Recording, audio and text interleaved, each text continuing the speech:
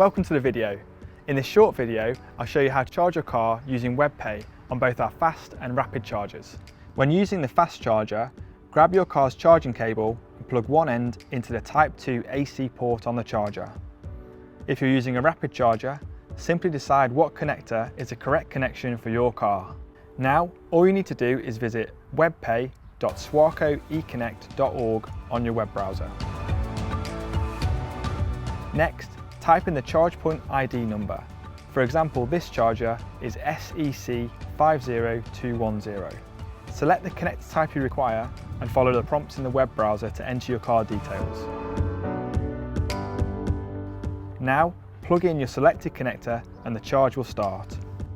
We recommend you leave the web page open. You can exit the browser, however, return to the browser when you're ready to end your Webpay session. Now, make sure to check the blue light is active on the charging station, and as simple as that, you're now charging.